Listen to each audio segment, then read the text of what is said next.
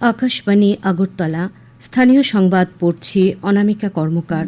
এখনকার বিশেষ বিশেষ খবর হল, মুখ্যমন্ত্রী অধ্যাপক ডাক্তার মানিক সাহা বলেছেন, পিএম মল স্থাপনের মাধ্যমে রাজ্যের মানুষের আর্থ-সামাজিক উন্নয়ন হবে।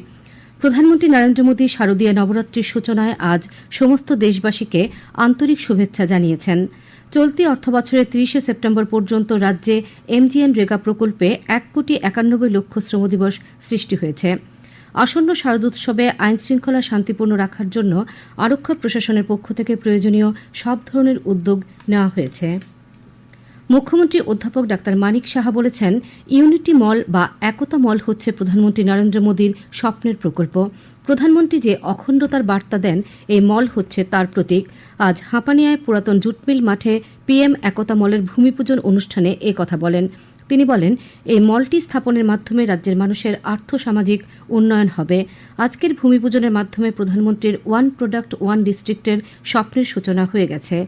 তিনি বলেন, এই মল নির্মাণের ক্ষেত্রে ১৫০ কোটি টাকা বরাদ্দ করা হয়েছে। তার জন্য জমি নির্ধারিত হয়েছে ৪.18 একর। এই একতা মলে মোট ৪৫টি স্টল থাকবে, ৩৬টি কমার্শিয়াল স্টল থাকবে বলেও তিনি জানান। তিনি বলেন, এই মল নির্মাণের ফলে হস্তশিল্পীরাও তাদের উৎপাদিত দ্রব্য প্রদর্শন করতে পারবে। এক রাজ্যের নির্মিত দ্রব্য অন্য রাজ্যের মানুষ ক্রয় করতে পারবেন। অনুষ্ঠানে বক্তব্য রাখতে গিয়ে শিল্প ও বাণিজ্য মন্ত্রী শান্তনা চাকমা বলেন, এই মল গঠনের মাধ্যমে ত্রিপুরার মানুষ আত্মনির্ভর হয়ে উঠবে। অনুষ্ঠানে অন্যান্যদের মধ্যে উপস্থিত ছিলেন আগরতলা পুর নিগমের মেয়র তথা বিধায়ক দীপক মজুমদার, বিধায়িকা মীনারানী সরকার, পুর কমিশনার শৈলেশ কুমার যাদব, শিল্প ও বাণিজ্য দপ্তরের সচিব কিরণ গিত্তে প্রমুখ। একতামল প্রকল্পের নির্মাণকারী সংস্থা ওভাল প্রজেক্টের পক্ষ থেকে বন্যা দুর্গতদের জন্য মুখ্যমন্ত্রীর ত্রাণ তহবিলে ১০ লক্ষ টাকার অর্থরাশি প্রদান করা হয়। কেন্দ্রীয় স্বরাষ্ট্রমন্ত্রী অমিত শাহ বলেছেন, মহাত্মা গান্ধীর পর প্রধানমন্ত্রী নরেন্দ্র মোদী স্বচ্ছতাকে গণ আন্দোলনে পরিণত করেছেন। আহমেদাবাদে আজ ৪৪৬ কোটি টাকারও বেশি মূল্যের উন্নয়ন প্রকল্পের উদ্বোধন ও ভিত্তিপ্রস্তর স্থাপন অনুষ্ঠানে তিনি কথা বলেন। শ্রী শাহ গান্ধীনগরে বেশ কয়েকটি প্রকল্পের সূচনা করেন, যার মধ্যে রয়েছে সোলায়ে GMERS হাসপাতালে নবনির্মিত টেলি রিহ্যাবিলিটেশন সেন্টারের উদ্বোধন। প্রধানমন্ত্রী নরেন্দ্র মোদী আগামীকাল সন্ধ্যায় নয়াদিল্লিতে কৌটিল্য ইকোনমিক কনক্লেভে অংশগ্রহণ করবেন। ইকোনমিক কনক্লেভের এই তৃতীয় সংস্করণ অনুষ্ঠানটি চলবে ৬ অক্টোবর পর্যন্ত। এই বছর কনক্লেভ সবুজ রূপায়ণের জন্য অর্থায়ন, ভূ অর্থনৈতিক বিভাজন এবং বৃদ্ধির প্রভাব সৃষ্টি, প্রাণবন্ততা সংরক্ষণের নীতিগত ক্রিয়ার জন্য নীতিমালা সহ অন্যান্য বিভিন্ন বিষয় তুলে ধরা হবে। অর্থমন্ত্রকের সঙ্গে সহযোগিতায় Institute of Economic Growth Kautilya economic কনক্লেভের আয়োজন করেছে। মৎস্যমন্ত্রী সুধাংশু দাস আজ ঊনকোটি জেলার ফটিকরায় বিধানসভা কেন্দ্রের অধীন জগন্নাথপুরে মৎস্য বাজার শেডের আনুষ্ঠানিক উদ্বোধন করেন। এটি নির্মাণে ব্যয় হয়েছে ২৫ লক্ষ টাকা।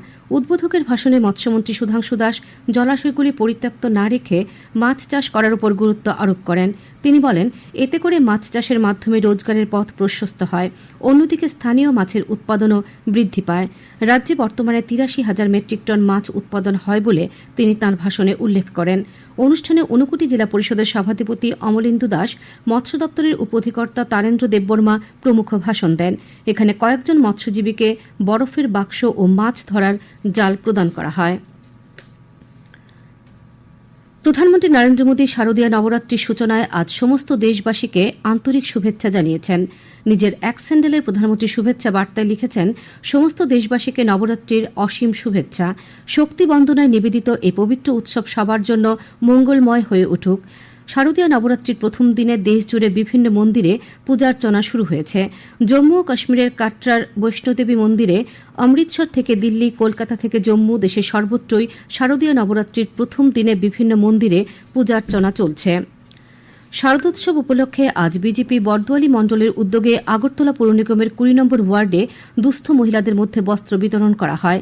উপস্থিত ছিলেন মুখ্যমন্ত্রী অধ্যাপক ডাক্তার মানিক সাহা, কর্পোরেটর রত্ন দত্ত প্রমুখ। এদিকে পর্যটন মন্ত্রী সুশান্ত চৌধুরী আজ মজলিশপুর বিধানসভা কেন্দ্রের অন্তর্গত রানীরগাঁও কালী মন্দির প্রাঙ্গণে পশ্চিম মজলিশপুর গ্রাম পঞ্চায়েত এলাকার দুস্থ মহিলাদের মধ্যে বস্ত্র বিতরণ করেন। সিপিআইএম এর উদ্যোগে আজ আগরতলা শহরে বিক্ষোভ মিছিল ও জমায়েতের আয়োজন করা হয়। বিক্ষোভ মিছিলটি রবীন্দ্র শতবার্ষিকী ভবনের প্রাঙ্গণ থেকে শুরু হয়ে শহরের বিভিন্ন পথ পরিক্রমার পর প্যারাডাইস চৌমুহনীতে জমায়েত হয়। সেখানে সভায় বক্তব্য রাখতে গিয়ে প্রাক্তন মুখ্যমন্ত্রী মানিক সরকার রাজ্য সরকারের কাজকর্মের সমালোচনা করেন এবং আইনশৃঙ্খলা পরিস্থিতি নিয়েও উদ্বেগ প্রকাশ করেন। তিনি অভিযোগ করেন, রাজ্যে বর্তমানে নারী ও শিশুদের নিরাপত্তা নেই, গ্রাম শহরে পর্যাপ্ত কাজ ও খাদ্যের ব্যবস্থা নেই। তাছাড়া সরকারি চাকুরিতে শূন্যপদ পূরণেও রাজ্য সরকারের পক্ষ থেকে কার্যকরী কোনো উদ্যোগ নেই। সভায় সিপিআইএম রাজ্য সম্পাদক তথা বিরোধী দলনেতা জিতেন্দ্র চৌধুরী রাজ্য মানুষের মৌলিক অধিকার রক্ষার উপর গুরুত্ব আরোপ করে বক্তব্য রাখেন। তিনিও রাজ্য সরকারের কাজকর্মের সমালোচনা করেন। শ্রোতাবন্ধুরা, আকাশবাণীর সংবাদসহ বিবিধ খবরের বিস্তৃত আপডেট পেতে লগ ইন করুন www.newsonair.com এবং নিউজ অন এআইআর অ্যাপ এবং টুইটার ও ফেসবুক প্ল্যাটফর্মে এআইআর নিউজ অ্যালার্টস। ইউটিউবে লক্ষ্য করুন নিউজ অন এআইআর অফিসিয়াল। এছাড়া সংবাদ আপডেট পেতে দেখুন টুইটার বা এক্স হ্যান্ডেলে আকাশবাণী নিউজ আগরতলা, ফেসবুকে এআইআর নিউজ আগরতলা এবং ইউটিউবে আকাশবাণী নিউজ আগরতলা। আপনার খবর শুনছেন আকাশবাণীর আগরতলা কেন্দ্র থেকে। চলতি অর্থবছরের ৩০ সেপ্টেম্বর পর্যন্ত রাজ্যে এমজিএনরেগা প্রকল্পে ১,৯১,০০,০০০ শ্রমদিবস সৃষ্টি হয়েছে। কেন্দ্রীয় সরকার চলতি অর্থবছরে রাজ্যের জন্য এই প্রকল্পে ৩ কোটি শ্রমদিবস অনুমোদন করেছে। উল্লেখ্য, ২০২৩-২৪ অর্থবছরে রাজ্যে এই প্রকল্পে গড়ে ৬৩ দিন কাজ হয়েছে, যেখানে জাতীয় গড় শ্রমদিবস ছিল ৫২ দিন। গত অর্থবছরে রাজ্যের মধ্যে ধলাই জেলায় সর্বোচ্চ ৮৪ দিন কাজ করেছে শ্রমিকরা। এই প্রকল্পে গড় শ্রমদিবসের নিরিখে গত অর্থবছরে রাজ্য সারা দেশের মধ্যে চতুর্থ স্থান অর্জন করেছিল। আগরতলায় সিটু কার্যালয়ে আজ ওয়ার্ল্ড ফেডারেশন অফ ট্রেড ইউনিয়নের ৭৯তম প্রতিষ্ঠা বার্ষিকী পালন করা হয়। এই উপলক্ষে আয়োজিত এক অনুষ্ঠানে বক্তব্য রাখেন সিটু রাজ্য সভাপতি মানিক দে, রাজ্য সম্পাদক শঙ্কর প্রসাদ দত্ত, শ্রমিক নেতা তপন দাস, কানু ঘোষ প্রমুখ। রাজ্য শিশু সুরক্ষা কমিশনের উদ্যোগে কিশোরদের বিচারে আইন ও শিশু শ্রমের উপর একদিনের কর্মশালা বৃহস্পতিবার অনুষ্ঠিত হয় আগরতলার ভগৎ সিং যুব আবাসে। অনুষ্ঠানে উপস্থিত ছিলেন প্রাক্তন বিচারপতি এস.জি. চট্টোপাধ্যায়, সমাজ কল্যাণ ও সমাজ শিক্ষা দপ্তরের অধিকর্তা তপন দাস, রাজ্য শিশু সুরক্ষা কমিশনের চেয়ারপারসন জয়ন্তী দেববর্মা প্রমুখ। আসন্ন শারদোৎসবে আইনশৃঙ্খলা শান্তিপূর্ণ রাখার জন্য আরক্ষা প্রশাসনের পক্ষ থেকে প্রয়োজনীয় সব ধরনের উদ্যোগ নেওয়া হয়েছে। আজ মুক্তধারা অডিটোরিয়ামে আইনশৃঙ্খলা বিষয়ক এক সভায় পশ্চিম জেলার পুলিশ সুপার কিরণ কুমার কে একথা বলেন। পশ্চিম জেলা আরক্ষা প্রশাসন আয়োজিত এই সভায় জেলার অতিরিক্ত পুলিশ সুপার চিরঞ্জীব চক্রবর্তী পুজো উদ্যোক্তাদের সরকারি নির্দেশিকা মেনে চলার আহ্বান জানান। সভায় পশ্চিম ত্রিপুরা জেলার জেলাশাসক ড বিশাল কুমার আশা প্রকাশ করেন, এবারের দুর্গোৎসব জেলা প্রশাসন, আরক্ষা প্রশাসন, সংশ্লিষ্ট দপ্তর ও ক্লাবগুলির সহযোগিতায় আনন্দময় হয়ে উঠবে। কারো সহযোগিতার প্রয়োজন হলে তিনি সিএম হেল্পলাইন 1905-এ ফোন করার অনুরোধ জানান। তিনি পূজা প্যান্ডেলে সবসময় পর্যাপ্ত স্বেচ্ছাসেবক রাখার পাশাপাশি রাজ্য সরকার কর্তৃক নির্ধারিত 14টি নির্দেশিকা মেনে চলার আহ্বান জানান।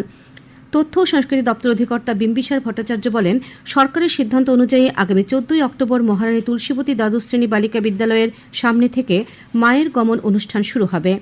মায়ের গমনে যে সকল ক্লাব ও পূজা কমিটি অংশ নিতে চায় তাদেরকে তথ্য ও সংস্কৃতি দপ্তরের অধিকর্তার কার্যালয়ে আগামী 7 অক্টোবরের মধ্যে অনলাইন বা অফলাইনে দরখাস্ত জমা দিতে হবে। স্বাস্থ্য দপ্তরের যুগ্ম অধিকর্তা ডাক্তার শঙ্কর দাস আসন্ন দুর্গাপূজায় ক্লাবগুলিকে HIV/AIDS রোগ প্রতিরোধে জনসচেতনতামূলক অনুষ্ঠান আয়োজন করার আহ্বান জানান। এ বিষয়ে তিনি ক্লাব প্রাঙ্গণে বিভিন্ন স্লোগান ডিসপ্লে করার অনুরোধও জানান। সবাই বিভিন্ন ক্লাব ও পূজা কমিটির সভাপতি ও সাধারণ সম্পাদকগণ অংশ নেন। শান্তিরবাজার মহকুমায় সাম্প্রতিক বন্যায় ক্ষতিগ্রস্তদের সরকারি সাহায্য প্রদানে কাজকর্মের অগ্রগতি পর্যালোচনা করতে আজ শান্তিরবাজার মহকুমা শাসকের পৌরোহিত্যে এক পর্যালোচনা সভা অনুষ্ঠিত হয়। সভায় মহকুমা শাসক মনোজ কুমার সাহা, 2 DCM সৌমেন দেব ও সৈফুদ্দিন আহমেদ, মহকুমার বিভিন্ন তহসিলের তহসিলদারগণ ও রাজস্ব দপ্তরের অন্যান্য কর্মচারীগণ উপস্থিত ছিলেন। সভায় পুজোর আগেই সব ক্ষতিগ্রস্তদের আবেদনপত্র যাচাই করে ক্ষতিপূরণের টাকা প্রদান করার সিদ্ধান্ত হয়। চম্পকনগর থেকে কমলপুরের উদ্দেশ্যে যাওয়ার পথে খোয়াই চেরমা এলাকায় আজ পুলিশ একটি গাড়ি থেকে 47 কেজি 500 গ্রাম গাঁজা উদ্ধার করে। গাড়ির চালককে গ্রেপ্তার করা হয়েছে। এই অভিযানে নেতৃত্ব দেন DSP Pritam Chanda. Tripura football association পরিচালিত চন্দ্রস্মৃতি ঘরোয়া প্রথম ডিভিশন ফুটবল প্রতিযোগিতায় সুপার লিগের খেলায় আজ ব্লাডমাউথ ক্লাব জয়লাভ করেছে।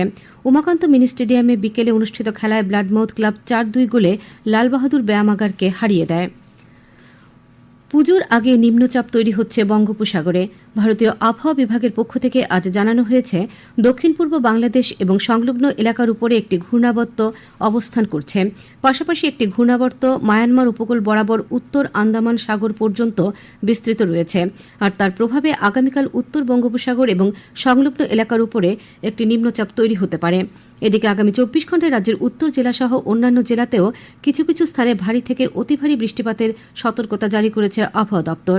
আগামীকাল রাজ্যের তাপমাত্রা সর্বোচ্চ ৩০°C এবং সর্বনিম্ন ২৪°C কাছাকাছি থাকবে। আজ দিনের সর্বোচ্চ তাপমাত্রা ছিল ২৭°C এবং সর্বনিম্ন ২৪°C। আজ সকাল ৮:৩০ থেকে দুপুর ২:৩০ পর্যন্ত আগরতলা বিমানবন্দর এলাকায় বৃষ্টি হয়েছে ৯.২ মিলিমিটার। শেষ করার আগে বিশেষ বিশেষ খবর আরেকবার।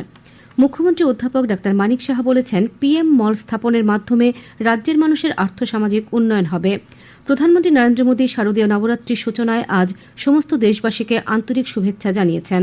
চলতি অর্থবছরের ৩০ সেপ্টেম্বর পর্যন্ত রাজ্যে MGNরেগা প্রকল্পে ১,৯১,০০,০০০ শ্রমদিবস সৃষ্টি হয়েছে।